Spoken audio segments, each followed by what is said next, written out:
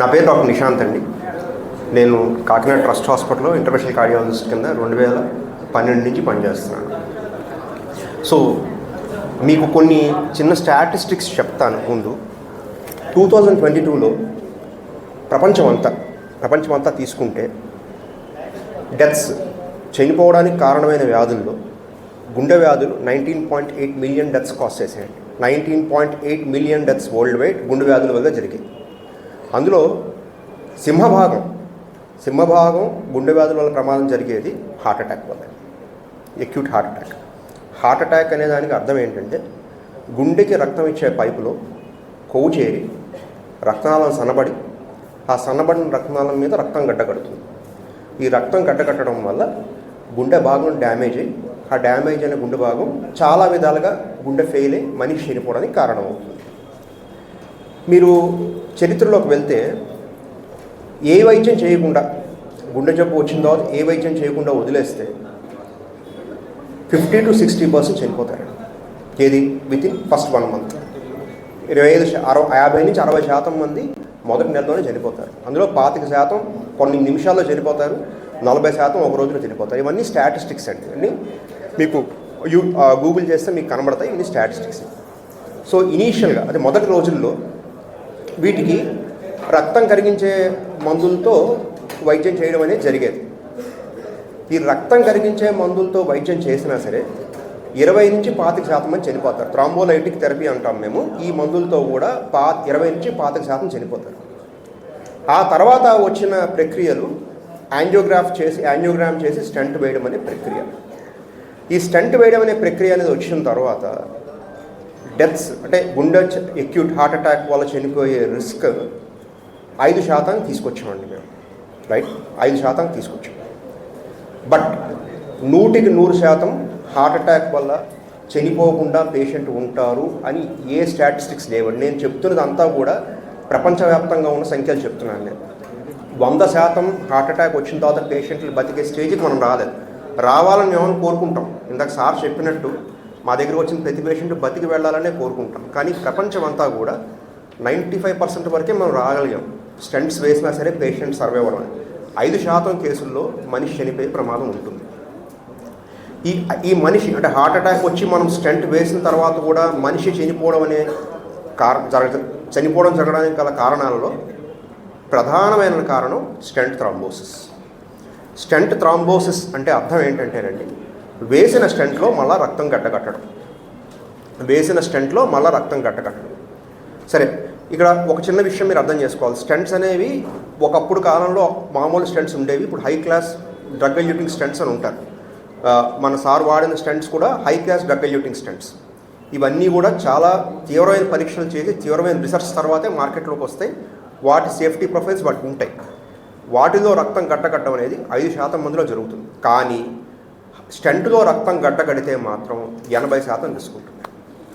80 మంది చనిపోతారు స్టంట్ రక్తం గట్టకడితే. ఈ రక్తం గట్టకట్టడం అనేది మొదటి 3 రోజుల్లో ఎక్కువ ఉంటుంది, తక్కువలో 1 month వరకు కూడా ఉంటుందండి. 1 month వరకు కూడా ఉంటుంది. అది ప్రివెంట్ చేయడానికి ఈ యాంజియోప్లాస్టీ అనేది మేము చేసేటప్పుడు కొన్ని మెడిసిన్స్ ఇస్తాం. ఆ మెడిసిన్స్ వల్ల రక్తం బాగా పల్చబడి స్టంట్లో రక్తం కట్టకూడదు అన్న ఉద్దేశంతో కొన్ని మెడిసిన్స్ పెడతాం పేషెంట్కి. అవి చాలా హై డోసెస్లో మేము లోడ్ చేస్తాం. చాలా ఎక్కువ మోతాదులోనే ఆ మెడిసిన్ స్టంట్ వేసే ముందు ఇస్తాం పేషెంట్కి. లోడింగ్ డోసెస్ అంటాం మేము. అవి ఇచ్చినా సరే ఇంకా ఆ మందుల్లో కూడా చాలా మార్పులు వచ్చాయండి. అంటే చాలా అడ్వాన్స్డ్ మెడిసిన్స్ వచ్చాయి మాకు. ఏంటి, మీరు ట్యాబ్లెట్ ఇచ్చినా కొన్ని 5 నిమిషాలు 10 నిమిషాల్లోనే రక్తం పలచపడేలా చేసేస్తాయి. అటువంటి మెడిసిన్స్ ఇస్తాం మేము స్టార్టింగ్లో.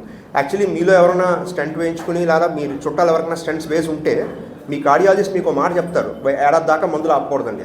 చాలా కామన్గా వింటారు మీరు, ఏడాది దాకా మందులు ఆపకూడదండి, రక్తం పలచపడే మందులు పెడుతున్నాం, మందులు ఆపకూడదండి. ఆ మందులు మేము స్టంట్ వేసే ముందు ఇచ్చే డోసెస్ చాలా తీవ్రమైన మోతాదులో ఉంటుందన్నమాట. రక్తం పలచబడి నీళ్ళలో వెళ్ళాలనుకుంటాం. బట్ అయినా సరే స్టంట్లో రక్తం గట్టకట్టచ్చు. అలా ఉంది కనుక ఇంకా 5% మంది బతకట్లేదు, లేకపోతే 100% బతకాలి. సో స్టంట్ థ్రాంబోసిస్ అనేదండి అది ఒక కాంప్లికేషన్. హార్ట్ అటాక్ పేషెంట్లకు మేము చేసే వైద్యంలో అతి తీవ్రమైన, అతి కష్టమైన కాంప్లికేషన్.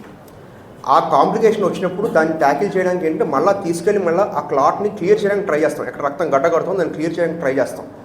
అయినా చేసినా సరే అలా వచ్చిన తర్వాత ఎస్పెషలీ హార్ట్ అటాక్ వచ్చిన తర్వాత ప్రైమరీ యాంజియోప్లాస్టీ అంటే ఇమీడియట్గా స్టంట్ వేసిన తర్వాత వచ్చే రక్తం గడ్డ చాలా ఫ్యాటల్గా ఉంటుంది, చాలామంది బతకరు అందులో వచ్చి. ఇది అంటే బేసిక్గా మేము ఎప్పుడు ఎలా చెప్తాం, సార్ చెప్పారు 1% ఎప్పుడు మేము చెప్తాం పేషెంట్కి స్టంట్ వేసిన తర్వాత 1% మాత్రం రిస్క్ ఉంటుందండి మీకు నెక్స్ట్ 3 రోజులు అయిన తర్వాతే మీరు బాగున్నారని సర్టిఫై చేస్తామని చెప్తాం. ఇది ఎందుకంటే ఈ మొదటి 3 రోజులు జరిగే అవకాశం ఇది చాలా ఎక్కువ ఉంటుంది. ఇది ఇవాళ నేను ఇది చెప్పడానికి కారణం ఏంటంటే పాత్రికేయులుగా మీరు జనాల్లోకి అవగాహన తీసుకువెళ్ళాలి. స్టంట్ వేయడం అంటే వైద్యం అయిపోయిందని కాదు, స్టంట్ వేయడం అంటే వైద్యం ప్రారంభమైంది. స్టంట్ అనేది ఏం చేస్తుందంటే ఎక్కడైతే కొవ్వు పట్టిందో ఆ కొవ్వు పట్టిన భాగాన్ని బెలూన్తో క్లీన్ చేసి మళ్ళా మూసుకుపోకుండా ఒక పరికరాన్ని ఒక మెష్ లాంటిది అమరుస్తాం, దాన్నే స్టంట్ అంటారు. అదేంటంటే ఆ భాగం మళ్ళీ క్లోజ్ అవ్వకుండా ఆపుతుంది తప్ప రక్తం గడ్డకట్టకుండా ఆపదు. రక్తం గడ్డకట్టకుండా మందులు ఆపుతాయి, కానీ కొన్నిసార్లు ఆ మందులు ఇచ్చినా రక్తం గడ్డకడుతుంది. అది ఎందుకు కడుతుంది అనేది దాని మీద రీసెర్చ్ జరుగుతుందండి, చాలా రీసెర్చ్ జరుగుతుంది దాని మీద. యాక్చువల్ హాట్ టాపిక్ మా కార్డియాలజీలో రక్తం గడ్డకట్టకుండా ఉండేలా చూడడం, స్టంట్లో రక్తం గడ్డకట్టకుండా ఉండేలా చూడడం అనే ప్రక్రియ చాలా హాట్ టాపిక్ మాకు. అది దాని మీద ఎంతో రీసెర్చ్ జరుగుతోంది, ఎంతో ఇది జరుగుతోంది. అండ్ మేము జెన్యున్గా మేము కోరుకునేది ఏంటంటే యాజ్ కార్డియాలజిస్ట్ ఆ కాంప్లికేషన్ మాకు ఉండకుండా ఉంటే బాగుంటారా బాబునే కోరుకుంటాం. ఎందుకంటే చాలా కష్టం. ఒక కార్డియాలజిస్ట్ ఒక యాంజియోప్లాస్టీ ప్రైమరీ యాంజియోప్లాస్టీ చేసిన తర్వాత ఆ టేబుల్ మీద పేషెంట్కి పెయిన్ రిలీఫ్ వస్తుందండి. అది చేసిన వాడికి చాలా సాటిస్ఫైయింగ్గా ఉంటుంది. అలా జరిగిన తర్వాత 2-3 గంటల్లో పేషెంట్ మళ్ళీ ప్రమాదం ఏమైనా అయిందనుకోండి మాకు తలకోసేసినట్టు ఉంటుంది. అంత కష్టంగా ఉంటుంది తట్టుకోవడం. బట్ అవుతాయి, 5% అవుతాయి.